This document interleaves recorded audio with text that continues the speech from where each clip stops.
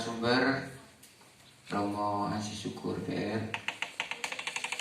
Yang saya hormati Kepala Sesi Pendidikan Katolik pada Kantor Kementerian Agama Kabupaten Manggarai. Yang saya hormati Bapak Pengawas Pembina Pendidikan Agama Katolik Kecamatan Lelak, Bapak Kamis. Yang saya hormati Kepala UPTD SDI Weripateng. Yang saya hormati rekan-rekan guru dan tenaga kependidikan UPTD SDI Weripateng. Yang saya kasih dan saya banggakan anak-anak peserta kegiatan pembinaan iman pada SDI Weripateng. Singkatnya, hadirin yang saya muliakan, puji syukur kepada Allah Tritunggal Maha Kudus. Nah, hari ini kita semua merasakan besarnya kasih, cinta dan penyertaan Tuhan, sehingga kita boleh mengalami hidup yang tetap sehat. Karena kesehatan modal dasar untuk kita bisa melaksanakan tugas dan karya kita dengan baik. Syukur ini tak henti-hentinya juga kita sampaikan, karena kesempatan ini adalah sebuah kesempatan istimewa di mana kita diperjumpakan di ruang ini dalam masa kegiatan pembinaan iman. Mudah-mudahan kegiatan ini bukan merupakan yang pertama. Karena itu cukup besar alasan kita untuk bersyukur kepada Tuhan. Yang kedua, sebelum saya menyampaikan satu dua hal berkaitan kegiatan ini, terlebih dulu saya mohon maaf pertama kepada keluarga besar SDI Weripateng karena keterlambatan kami menuju tempat ini. Tentu juga memohon maaf kepada Romo yang acara ini mengganggu keberlangsungan pemberian materi atau pembinaan yang Romo sudah mulai sejak pagi tadi. Semoga kami dimaafkan. Kalaupun tidak dimaafkan, urusan Tuhan sudah itu.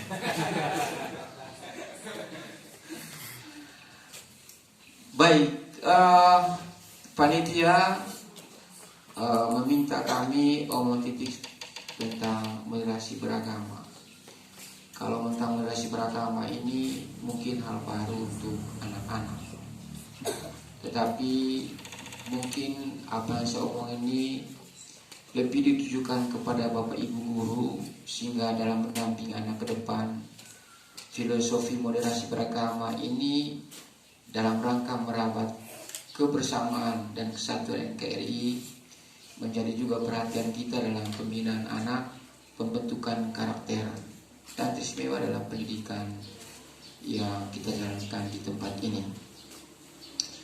Anak-anak sekalian, dalam konteks pembinaan iman hari ini, apa yang adik-adik sudah terima dari Romo, menurut hemat kami adalah upaya dari kami orang tua untuk membawa adik-adik ke dalam pengalaman iman yang lebih baik sebagai seorang Katolik, yang selanjutnya menjadi bekal untuk adik-adik di dalam masa pertumbuhan, baik pertumbuhan secara fisik, tetapi lebih istimewa pertumbuhan iman di masa-masa yang akan datang.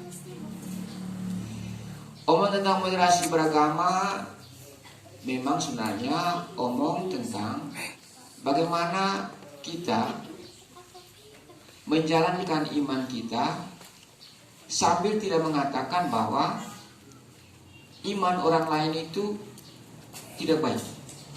Hanya iman saya yang paling baik. Kalau omong tentang moderasi beragama, moderasi itu diartikan sebagai sikap yang tidak berlebih-lebihan, sikap yang sedang-sedang saja. Tidak berlebihan mengatakan agama saya yang paling baik, dan tidak berlebihan mengatakan kepada orang lain agama kamu itu kurang baik. Kedua kalimat ini, kedua anggapan ini, kedua pikiran ini tidak boleh ada di dalam pikiran kita sebagai seorang Katolik. Tetapi omong moderasi beragama ini tidak hanya omong kepada kita yang beragama Katolik. Hal yang sama kami omong juga kepada anak lain yang non-Katolik. Sehingga baik sikap kita terhadap mereka maupun sikap mereka terhadap kita sama adanya. Saling menghargai dan tidak melebih-lebihkan agama sendiri. Yang paling penting adalah bagaimana kelebihan penghayatan iman kita. Memang kita akui di sini tidak ada pusat stasi, tidak ada pusat paroki. Tetapi kami yakin di bawah bimbingan Bapak Ibu Guru, terus Bapak Guru Agama, pertumbuhan iman kalian akan dibawa kepada pengalaman iman sebagai seorang Katolik dalam umur-umur kalian ini. Bagi rekan-rekan guru, mengapa kemudian kita omong penting ini moderasi beragama? Moderasi beragama tentu menjunjung tinggi perbedaan secara manusiawi. Ada perbedaan dari sisi budaya, ada perbedaan dari sisi agama. Kebetulan sekali SD kita ini berada di tengah situasi perbedaan. Ada orang dari Manggarai Barat, ada orang dari Manggarai, ada orang yang campuran. Bapaknya orang Manggarai Barat, mamanya orang Manggarai. Lahirlah seorang anak, pasti ada di antara kamu ini. Yang ini namanya perbedaan budaya dan perbedaan asal. Perlu diingat bahwa di kampung ini saja, di desa ini saja sudah ada begitu banyak perbedaan. Perbedaan dialek. Bapak kepala sekolah dengan dialek Lembon. Abe, kau pihak misalnya ini. Ngoni aja, ngoni walau retani. Dialeknya itu mengikuti bentuk topografi tanah. Coba matanya Rutia. Wih, kau bisa itu selama ini. Bahwa ada perbedaan-perbedaan. Lalu kita tinggal di tempat yang sama, di mana perbedaan itu memang hadir, dan kita harus menghargai karena memang perbedaan itu harus ada. Begitu juga agama. Di tempat ini adik-adik tidak merasakan adanya perbedaan agama, tetapi ketika kemudian adik-adik menganjak dewasa, masuk SMP, ke Ruteng atau ke Labuan Bajo. Kalau Labuan Bajo lebih kentara lagi, terlalu banyak perbedaan agama. Ada agama Islam, ada agama Hindu, ada agama Buddha, Kristen. Kristen lagi banyak denominasinya, Kristen Protestan, Kristen dari gereja Gemit, gereja Pentekosten dan sebagainya. Artinya apa yang disampaikan hari ini, ketika adik-adik simpan dalam pikiran dan pada saatnya bertumbuh dewasa dan beralih dari situasi SD ini ke tempat lain, adik-adik akan merasakan perbedaan itu dari sisi agama. Karena bagaimana sikap kita? Sikap kita adalah tidak boleh mengagung-agungkan sendiri secara berlebihan dan merendahkan agama lain. Karena teman-teman itu adalah keluarga kita sebagai bangsa Indonesia. Sejak lahirnya bangsa ini sudah ada itu perbedaan, dan kita justru disatukan dari perbedaan itu. Karena itu moderasi beragama sesungguhnya adalah kita tidak boleh menganggap diri agama kita itu lebih baik dan menganggap agama orang lain kurang baik, tetapi menjunjung tinggi agama sendiri, karena dengan itu kita menghayatinya dengan baik dan mengatakan juga bahwa agama orang lain itu bukan tidak baik, agama kamu bagus. Karena dengan mengatakan agama saya baik, saya menjalankan iman saya dengan baik. Cara yakin 10 perintah Allah.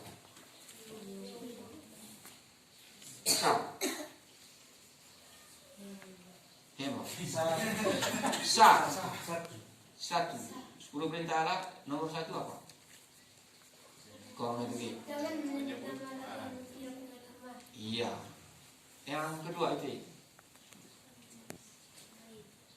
Itu. Pokoknya ini. memang situasi yang Bapak omong ini tidak tepat. Hanya mau mengatakan bahwa ketika kita ome pandai lihat di agama ome, kita pasti jadi orang baik. Itu boleh saya cukup main. Ome dia sebahan agama saya, kita jadi orang baik. Maka kumpul orang baik ini menjadi orang-orang bangsa Indonesia yang baik. Itu maksudnya.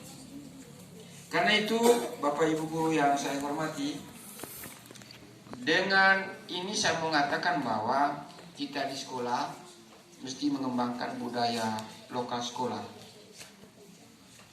Budaya seperti budaya kejujuran, budaya jujur, budaya saling menghargai, sopan santun, seperti yang sudah terjadi sekarang ini, itu akan juga melahirkan budaya dan sikap kita terhadap orang-orang yang beragama lain dari kita.